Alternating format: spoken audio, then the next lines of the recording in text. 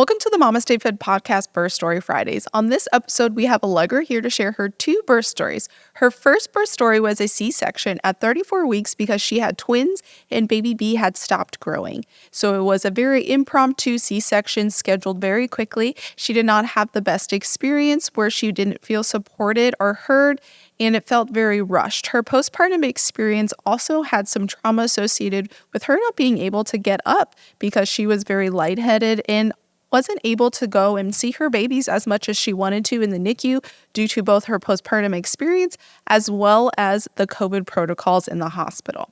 She left that experiencing wanting more. So with her second pregnancy, she prepared a lot more and had a longer to-do list of things that she wanted to get done in order to have that vaginal birth after cesarean that she wanted. The first thing she did was find a new provider, and she ended up having a more empowered pregnancy and birth the second time around. Welcome to the MamasteFit podcast. This is Gina, perinatal fitness trainer and birth doula. And I'm Roxanne, labor and delivery nurse and student midwife. And this is the MamasteFit podcast, where we empower you on your prenatal fitness, birth, and postpartum return to fitness journey. Our podcast shares how to move throughout your pregnancy to stay strong and comfortable, because pain is not a requirement of pregnancy. Understand the science of birth and how to approach recovery after birth. We share our personal experience as mothers navigating this stage in our lives, plus our professional expertise as birth workers and fitness professionals. Our goal is to help you feel confident as you navigate the perinatal timeframe for an empowering pregnancy, positive birth, and postpartum journey. We are glad to have you with us on this journey and that you have chosen us to support you. Welcome to the MamasteFit podcast Birth Story Fridays. Today we have Allegra here to share her 2 birth stories. Her first was a C-section for twins, and then the second one was a VBAC in a hospital with an epidural. Thank you so much, Allegra, for being here.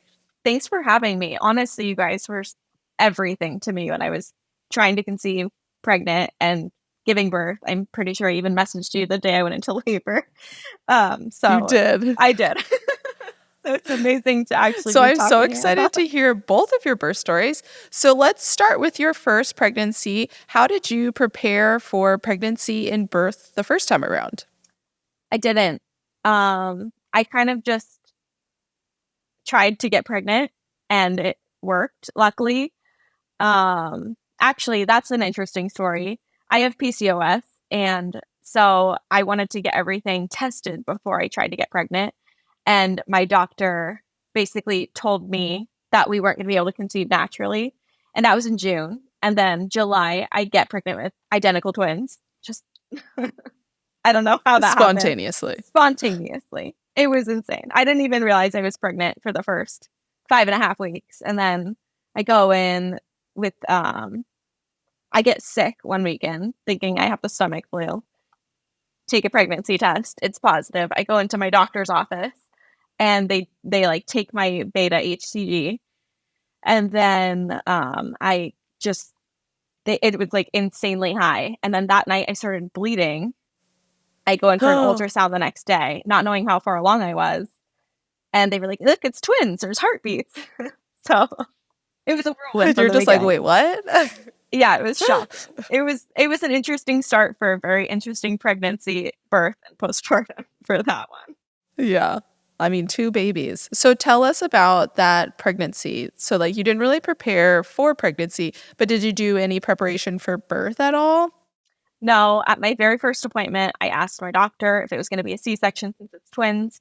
She said yes. So I just assumed, okay, I don't have to do anything. Like, it's just going to be a C-section and that's going to be it. And since I had bleeding in my first trimester, they put me on bed rest. So I was on bed rest my whole first trimester. I was in great shape going into pregnancy, and then that just destroyed my body. And then even after that, I was scared to work out. So I really was not in good shape in that pregnancy. So let's go into like the end of your pregnancy. So you had twins. Did you have like a lot of discomforts and like pregnancy symptoms along with the twins? Yeah, I would say definitely more than I had this time. I don't know what's normal, but it definitely got heavy at the end. And then I went into preterm labor at 31 weeks, which is like I went into a doctor's appointment and suddenly they were like, your cervix is only 0.5 centimeters down from, it was 3 centimeters the week before. They sent me to the hospital, and it turns out I'm having contractions every 2 to 3 minutes. And they keep me for 4 nights and do the whole magnesium drip and all that stuff to stop the labor. It worked. And then 3 weeks later, at my 34-week visit, they tell me suddenly twin B has stopped growing and they're going to do a C-section that Friday. So. Oh, gosh. Just suddenly. Sudden. It was a 2-day notice. So you just went in that morning for the C-section. Everything went kind of smoothly. Since it was so last minute, the only time they could get me was 5 p.m. And then my C-section. Oh my gosh. Yeah. Then my C-section ended up, it got delayed for some reason, and shift changes at 7 p.m. And right as they're like cutting into my uterus, getting the babies out, which they're going to be NICU babies because we don't know if they're going to be breathing. The whole NICU team walks out because it's 7 p.m. shift change. So I have a video and they're like, we need the NICU team. And they're like, not willing to wait. I don't know. And they just start taking the babies out. Luckily, the babies were perfectly fine. They breathed. Everything was good. But oh my gosh, they just left? Yeah, everyone just left. And then it took a few minutes for the new NICU team to walk in. It was insane. And like, why would they just leave? I don't know. Why wouldn't they just like wait for the new team to come in before? That's so weird. I don't know. The whole thing was super weird. But I was super alert during the process. And it felt amazing in the moment. Like I was very pleased with the experience in the moment. And then right after, I don't know what they did, what they pumped me full of, but I felt like I couldn't even sit up without passing out for literally 40 hours after birth. Oh, no. And so I wasn't able to go see the girls in the NICU. I tried one time in that 40 hours, maybe 24 hours later, and the nurse turned me away and said, I look too pale and like I'm about to pass out. So she had to send me back. Yeah, I know. It was like it turned out to be a pretty traumatic experience after that. Yeah, like in the moment you're like, okay, I guess this is just how it is, and then after you like process it, Exactly. like not the greatest like introduction to parenthood. No, and since it was during COVID, the rule in the NICU is that 2 parents weren't allowed in at the same time, even though we had 2 babies. So my husband and they were in the NICU for a month. My husband and I had to trade off who would come each day at a time to like hold the babies. And yeah, it was just honestly not the best experience, not the best start to motherhood. I'm so sorry. And the girls were fine. They didn't have any issues. It was just that they were too sleepy. Yeah. I mean, they're 34 weeks. Yeah, they just weren't great eaters. Exactly. So they finally came home. They were like 30 and a half weeks adjusted, maybe. And after that, everything was amazing. I was totally fine after that. I feel like I was like a little depressed in that month. And once I got home, I was totally fine. Everything was all good.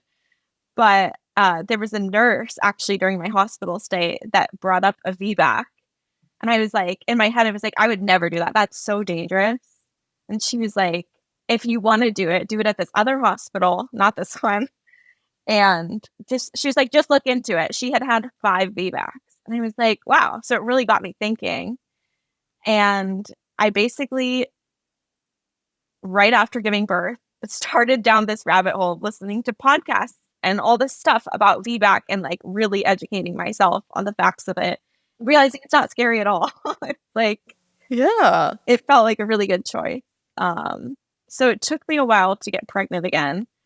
I actually got pregnant about a year ago, and I was super early loss right at Mother's Day. I'm so sorry.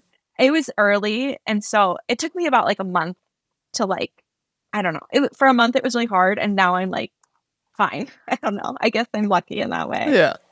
But it's definitely nice that this Mother's Day was better. Yeah. You had all your babies with you. Exactly.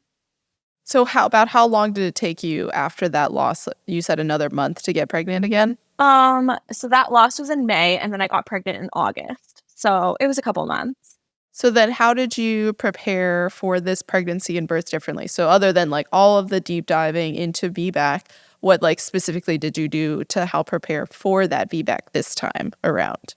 So I was kind of in denial for the beginning part of my pregnancy, just that like things were, I don't know, think that this was actually happening because it had been such a long time coming.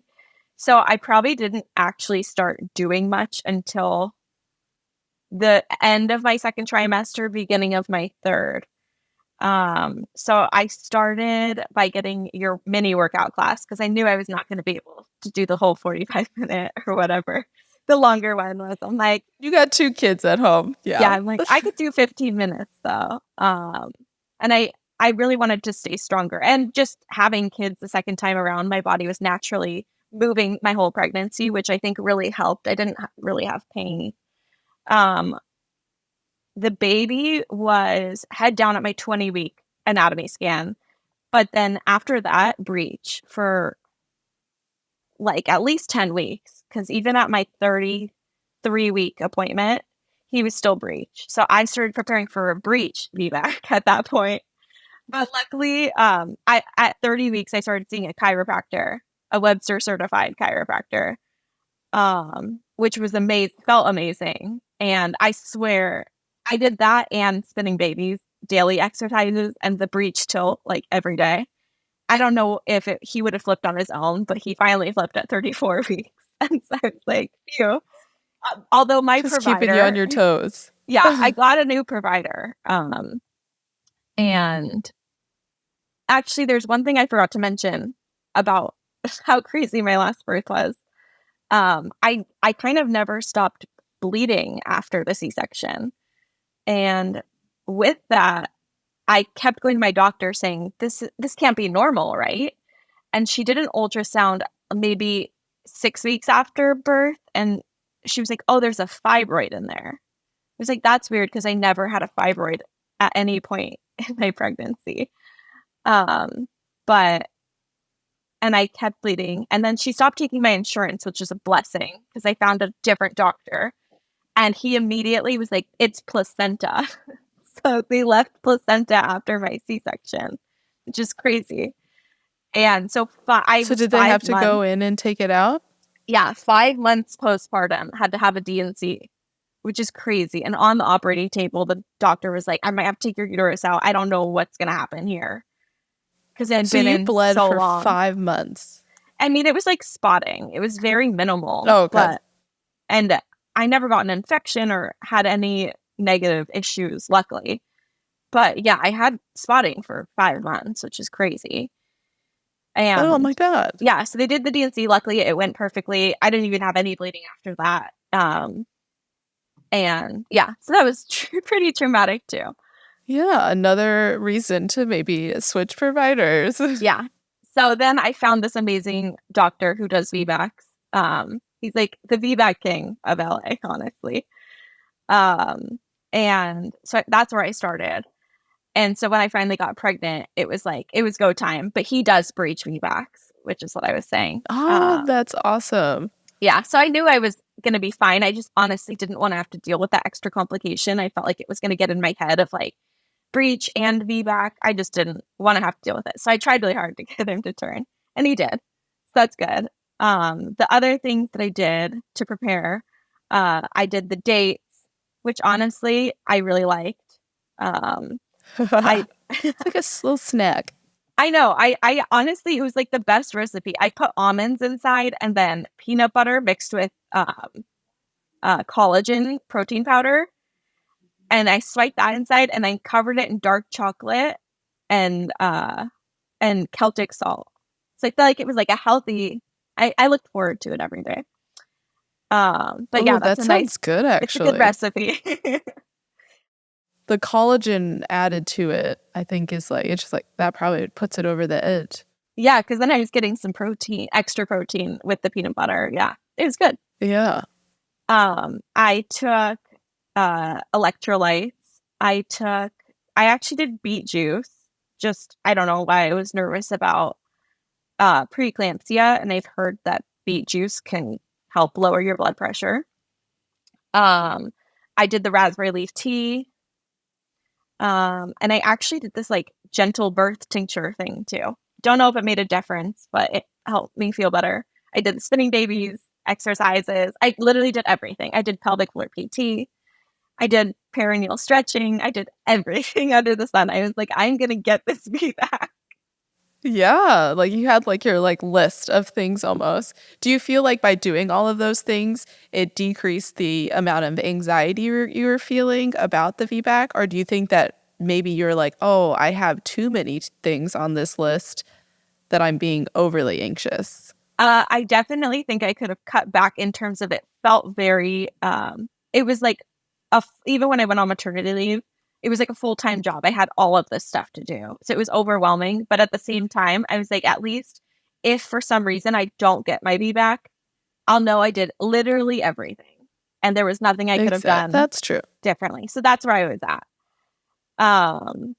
And so my doctor was out of town until I was 39 weeks. And I'm so nervous with my history of preterm labor that I was going to go into labor before 39 weeks. But joke was on me, because I did not go into labor until 41 weeks and 2 days.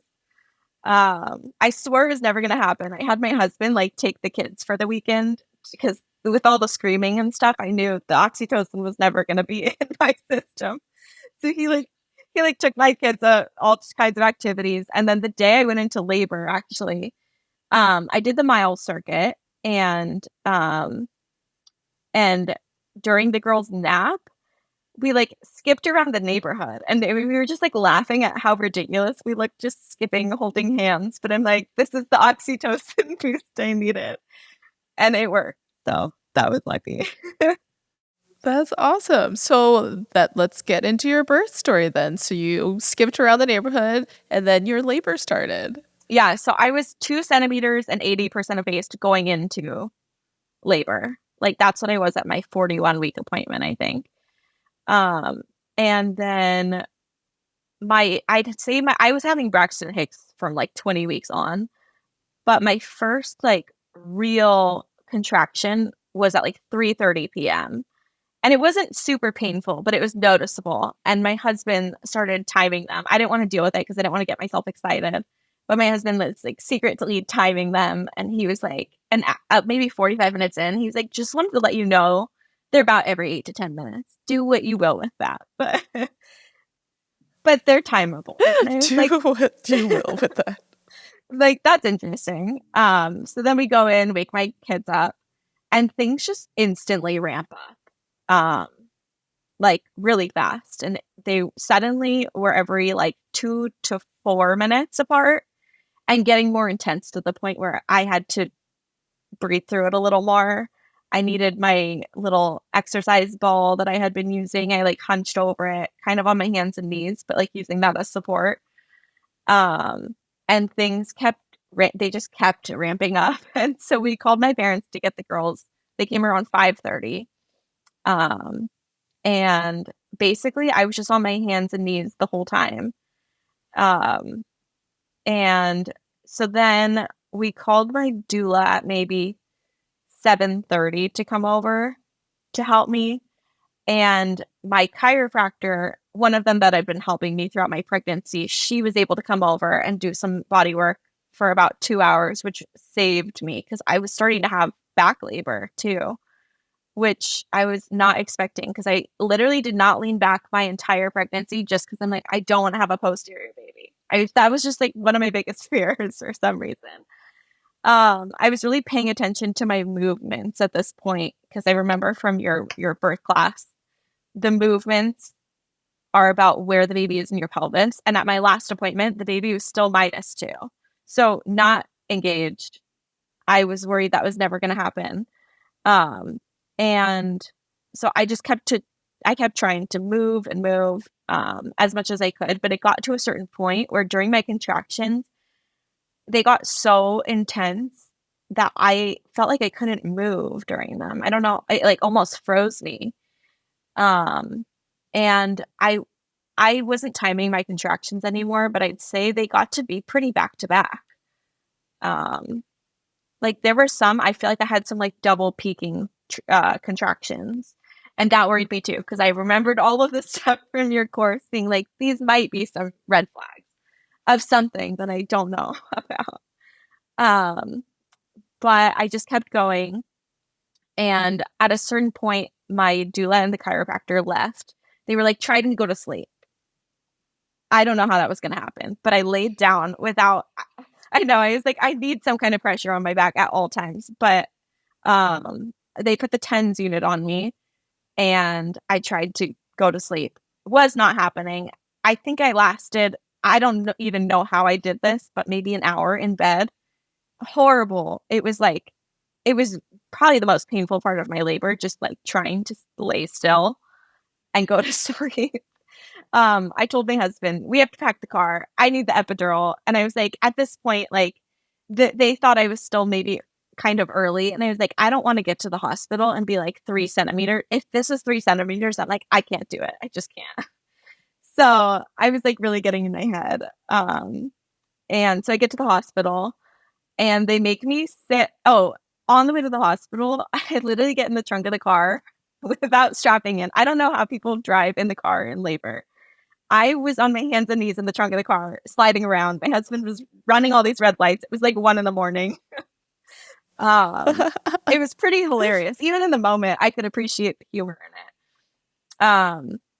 So we get to the hospital and the nurse, they check me into triage right away. They're like, clearly this woman's in labor. I can hardly talk. So they check me in and say they need to do a 20-minute NST where I have to stay still. That was something I was not expecting. That was really challenging. Oh, yeah. They had me lay down for the 20-minute NST, and that was horrible because I had to literally stay still. Like, how do you expect someone in labor to stay still? I don't know. I did it somehow. I was like, really? I can't even stand? I don't know. So they checked me, and I was 6 centimeters now.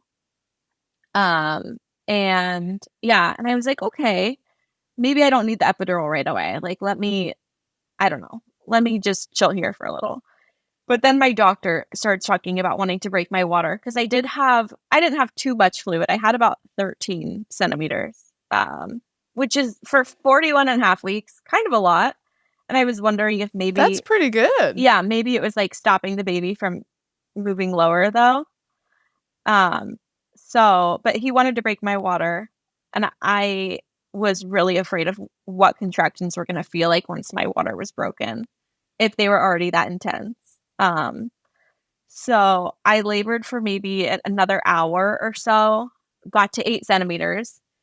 And then before they broke my water, I wanted the epidural. And I was like, I'm going to get it now. Cause I don't know. I guess it was out of fear, but also I just didn't want to have to, going into the birth, I thought I didn't want the epidural.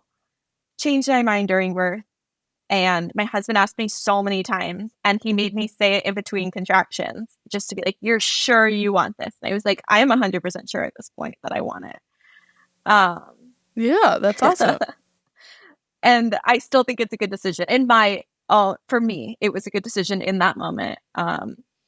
But before they broke my water, I wanted them to do an ultrasound to make sure that the baby was in a good position. Because again, I was really afraid of having a posterior baby. And what do you know? The baby's posterior at this moment, which he had not been my whole pregnancy. But the baby was posterior. But the doctor breaks my water anyways. And I'm like, what am I going to do? I know. I'm like, what am I going to do? Yeah.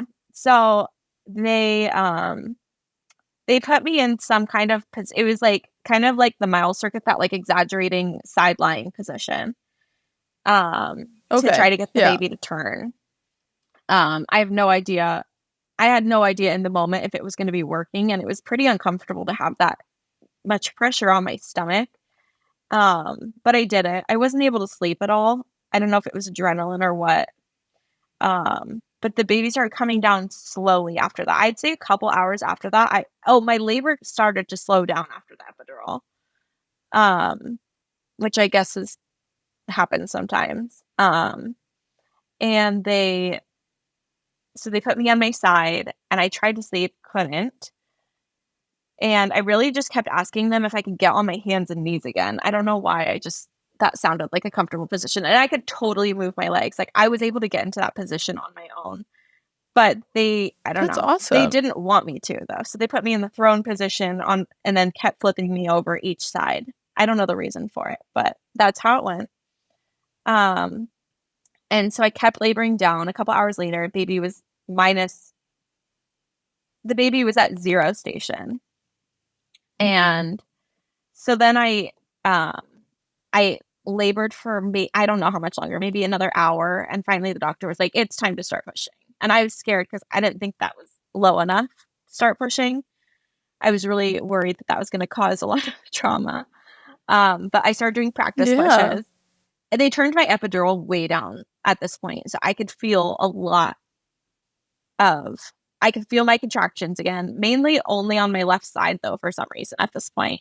I wonder if the epidural wasn't like fully in the middle or something, but I could definitely feel it. And without even looking at the monitor, I was like having to breathe through my contractions again. I was able to tell them when I was having one and everything. And pushing during the contractions did not feel natural to me. It felt like extra painful.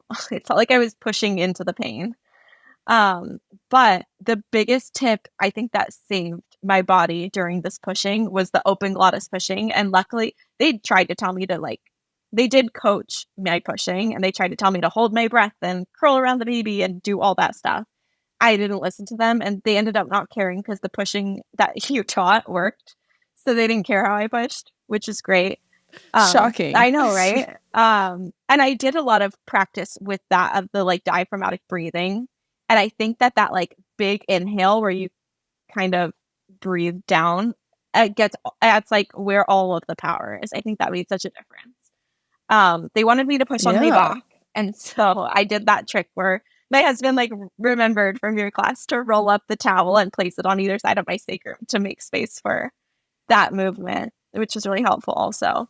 That's awesome. And the practice pushes were working. I pushed for less than an hour. And even during that, at the very beginning of the practice pushes, we could already see his head. So I think he moved down really quickly. And then we just went really, really slow as he was crowning. My doctor totally let me take my time. Luckily, the baby never had any heart rate issues, but we totally took our time with the pushing. And he came out very slowly in that moment. And he'd just stay there for a while before the next push, which really helped, I don't know, prepare my body. And when he came out, it was the most surreal experience I've ever had. He came out OA, which was so amazing. I was like, how did he turn from posterior? But it was such a blessing. And they placed him right on my chest. He started breathing right away. He did have meconium in the water, which is to be expected at that time. And the cord was around his neck. 41 weeks. Neither of the two my doctor was concerned about. They just slipped the cord right off. It was pretty loose.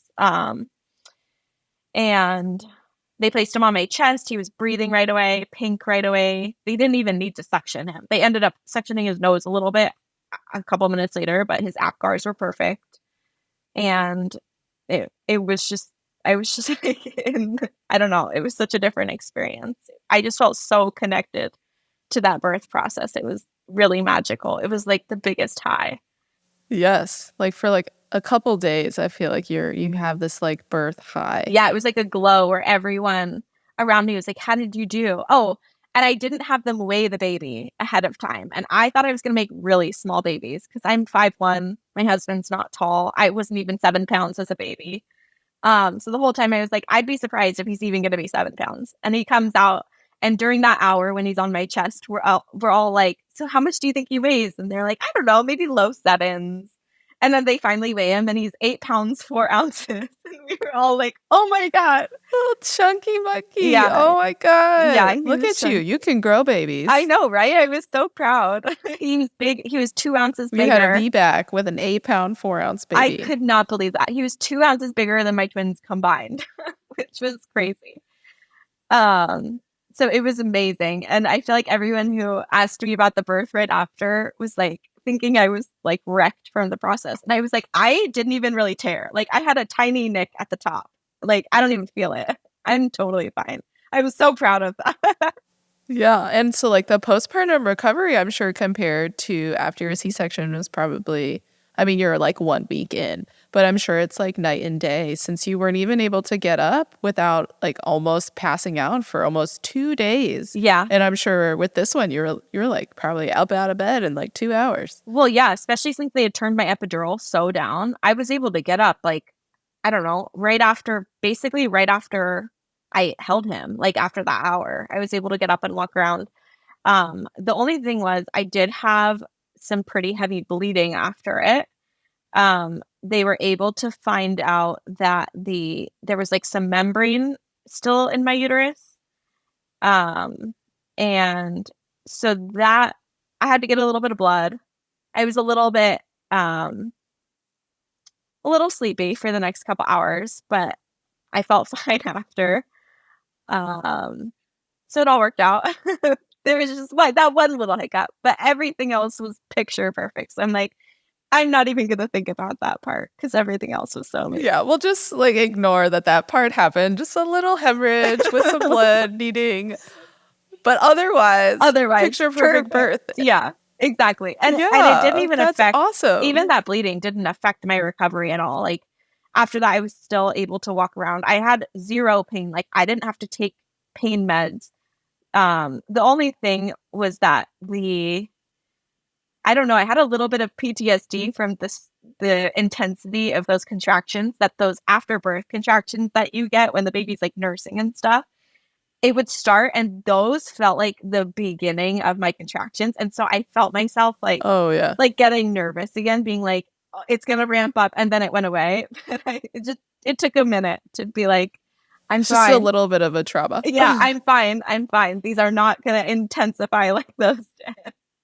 Those afterbirth contractions, though, they are no joke. So, and they get worse every pregnancy. Yeah. So, for me, they were nothing. Nothing is ever going to be comparable to what I felt with that back labor before or not even the back labor. It was when they were making me sit still. Nothing is ever going to compare to that pain. Yeah. So everything's going to be easy from here on out. Yeah. And my milk came in like 2.5 days later, which with the girls, my milk didn't come in until at least 5 days after birth, which was difficult because I really wanted to breastfeed, although they didn't let me with the girls until 37 weeks adjusted. This one, he was on my chest right away, like latching. It was nurse, yeah, it was amazing. I'm still a week later riding a high from it, and I wish everyone could get that experience. It just takes a lot of prep and knowledge. Yeah. So I feel like even though like you were planning an unmedicated birth, like you were open to the epidural, and even if you didn't necessarily have like maybe the original plan of like unmedicated VBAC at the hospital, you still felt really empowered to make that choice to get the epidural yourself, and that was like your choice. And then you were fully supported and heard by everyone in the room.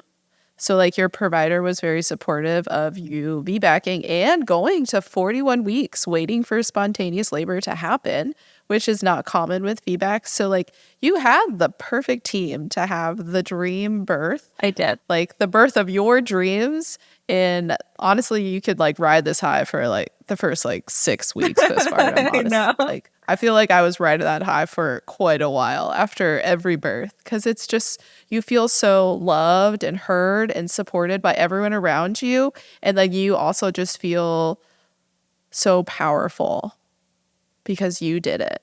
Like your body was strong. Yeah, it reinstilled so much, I don't know, faith in my body, where I feel like with the girls, I kind of felt like my body had failed me a little bit.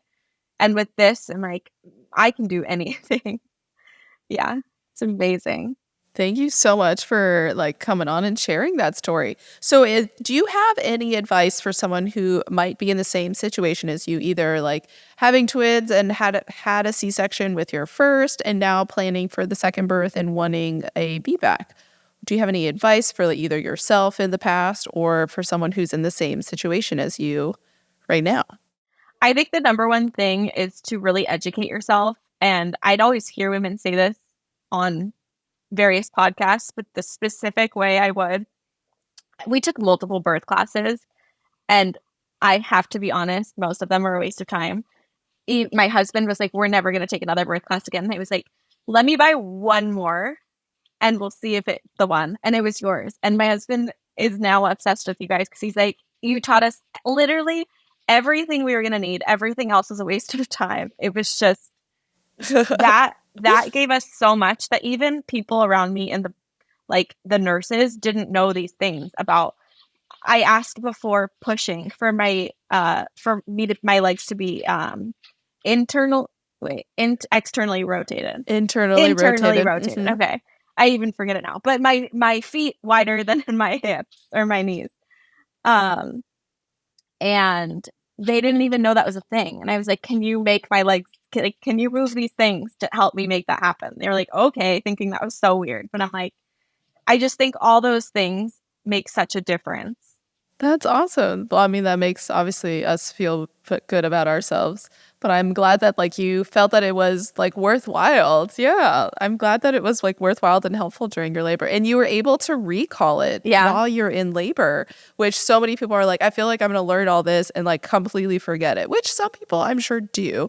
But like you were able to remember like, I need to be internally rotated, or hey, like I'm feeling this, like let me move in this way, like based off of like how my baby feels, like I need to move intuitively, because like our body is so smart and powerful, and it's going to tell us when either something is wrong, which like your double peaking contractions told you that maybe something was off, as well as like what to do to kind of like help it. Yeah. And so I love that you were able to like take that away from our course to help you have like a very strong and empowering birth. I also, another tip, see a chiropractor. I was seeing them like 3 to 4 times a week at the end, just making sure my body was in the perfect place whenever I was going to go into labor, and getting a good provider. All of those things. Those are like the top 3. Yeah, top 3. Yeah. To provider, supportive provider, a chiropractor, and just our online childbirth education course. Yeah. Top 3 tips from Allegra. But thank you so much for coming on and sharing your birth story on the podcast. I loved hearing it. I love that we were like a small portion of your prep and birth story. So we always love hearing that. If anyone else has feedback on our childbirth education course to make us feel better about ourselves, feel free to send us all the love.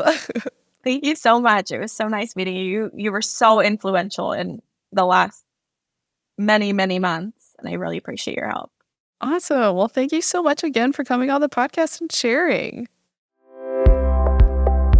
All of my clients that have used Jean and Roxanne's programming have raved about it. They have, people that haven't ever lifted or done anything before, they really feel like it made their pregnancy easier. If they were having SPD pain and they started working out later on, they started to see changes in that, and it started to alleviate it. It just all goes very, very hand in hand. And I'm thankful as a doula that I have the programming to be able to share with my clients and just really set them up for success, because, working out in pregnancy, like, we are strong, we are capable. Like, even when we feel completely nauseous and sick, like getting to the gym, working on ourselves, working for our babies just really helps push us and lets us have a better pregnancy. The programming's been great, and I'm super thankful that I can share it with my clients and that they're able to have better pregnancies because of it. One of the things that Allegra touched on during both of her postpartum experiences after both births was retained placenta. With her first postpartum, she had some bleeding for about 5 months postpartum. It was not heavy the entire 5 months, but she did have some prolonged bleeding. And when she voiced her concerns with her provider. They said that it was a fibroid, but then switching providers, it was found that she had placental fragments still left behind. The reason that this can lead to prolonged bleeding in the postpartum is that if there are still placental fragments within the uterus, this can prevent the uterus from clamping down completely to allow all of the blood flow to stop and for that uterine wound to fully heal. If those fragments do not come out, this could lead to what we would call a delayed postpartum hemorrhage in some people, where you are at home at this point and then start bleeding heavily and need to be transferred back to the hospital due to that postpartum hemorrhage. Allegra thankfully did not have that experience, but she did have prolonged postpartum bleeding until that D&C happened to remove those placental fragments. In her second postpartum, she had a similar experience where membranes from the amniotic sac were still left behind in the uterus, and this again was preventing that uterus from being able to clamp down completely, and this led to some heavier bleeding in the postpartum that required a blood transfusion. So both reasons of either placental fragments that are left behind or membranes left behind from that amniotic sac could lead to a delayed postpartum hemorrhage or to a postpartum hemorrhage in the immediate postpartum, because that uterus is, again, not able to fully clamp down. Until those things are removed, you may still have either heavy bleeding or some lighter bleeding until it is resolved. Warning signs that you might either have placental fragments still left behind in the uterus or membranes from that amniotic sac still left behind is if your bleeding stops and then picks back up and it's very heavy and doesn't slow down. Other reasons is if your bleeding continues past that normal 6 to 8 week point. If you're still bleeding past that point, seeking help to get an ultrasound to see if there are placental fragments or retained membranes left behind. If you start developing a fever or you're having funny colored discharge, this could be a sign that that retained fragments has led to an infection, and going in and being treated for that infection as well as getting those fragments removed is recommended.